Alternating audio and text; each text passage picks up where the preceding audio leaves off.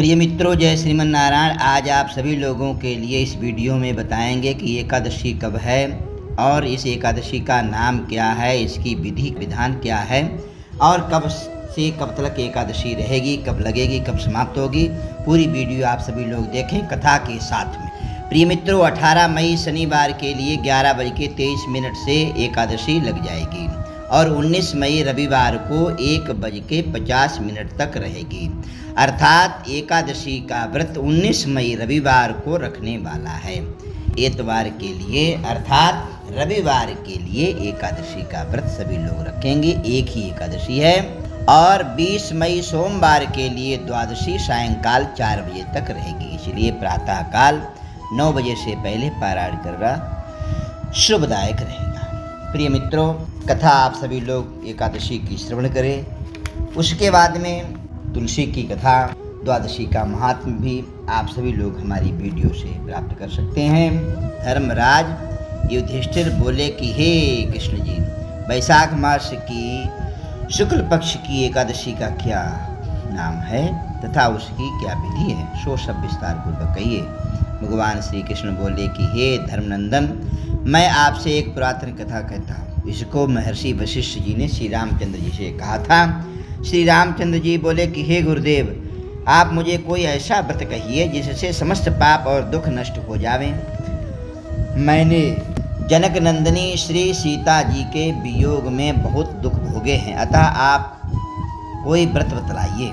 महर्षि वशिष्ठ जी बोले कि हे राम, आपने बहुत सुंदर प्रश्न किया है। आपकी बुद्धि अत्यंत शुद्ध और पवित्र है। आपके नाम के स्मरण मात्र से ही मनुष्य पवित्र हो जाता है, इसलिए आपका यह प्रश्न लोक हित में अवश्य आएगा। वैशाख मास के शुक्ल पक्ष की एकादशी बहुत ही पवित्र है। इस एकादशी का नाम मोहिनी एकादशी है। इस एकादशी का व्रत करने से मनुष्य के समस्त पाप नष्ट हो जाते हैं, दुखों का नाश हो जाता है। उसके व्रत के प्रभाव से मनुष्य मोह जाल से छूट जाता है। अतः हे राम, इस एकादशी का व्रत दुखी मनुष्यों को अवश्य ही करना चाहिए। मोहिनी एकादशी के व्रत में मनुष्य के समस्त पाप नष्ट हो जाते हैं, अतः आप इसकी कथा श्रवण कीजिए। सरस्वती नदी के किनारे एक भद्रावती नाम की नगरी बसी हुई है। उस नगरी में सोमवंशी घृतमान नाम का एक राजा राज करता था।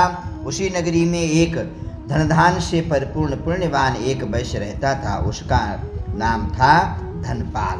वह अत्यंत धर्मात्मा तथा विष्णु भक्त था। उसने नगर में अनेकों भोजनालय, प्याऊ, कुआं, तालाब, धर्मशाला आदि बनवाए।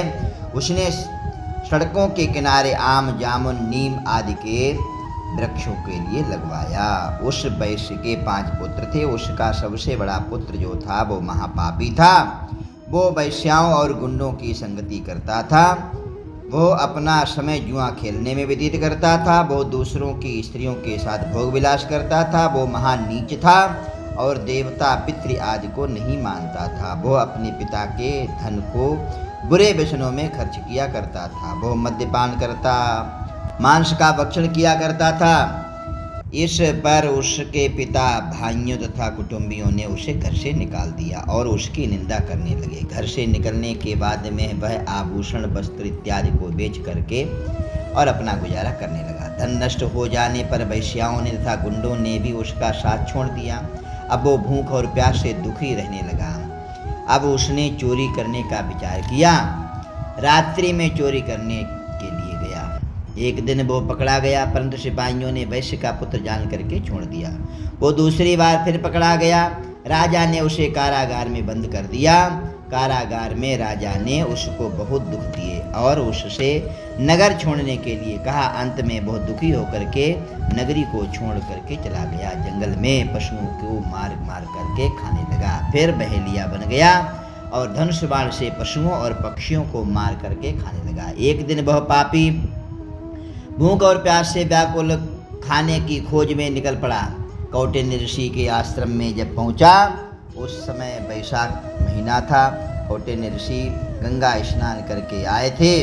उनके भीगे वस्त्रों के छींटे मात्र इस पापी पर पड़ गए। इससे बुद्धि इसकी शुद्ध हो गई। वो पापी मुनि के पास जाकर के हाथ जोड़ करके कहने लगा, हे मुनि, मैंने अपने जीवन में बहुत से पाप किए हैं। आप उन पापों से छूटने का कोई साधारण और बिना धन धान्य के, मेरे पास पैसा वगैरह नहीं है, इसलिए ऐसा कोई व्रत बताइए जिसके करने से धन खर्च ना हो और पाप भी नष्ट हो जाए। तब ऋषि बोले कि तू ध्यान दे करके सुन, तू वैशाख मास के शुक्ल पक्ष की एकादशी का व्रत कर। इस एकादशी का नाम मोहिनी एकादशी है। इसके व्रत करने से तेरे समस्त पाप नष्ट हो जाएंगे।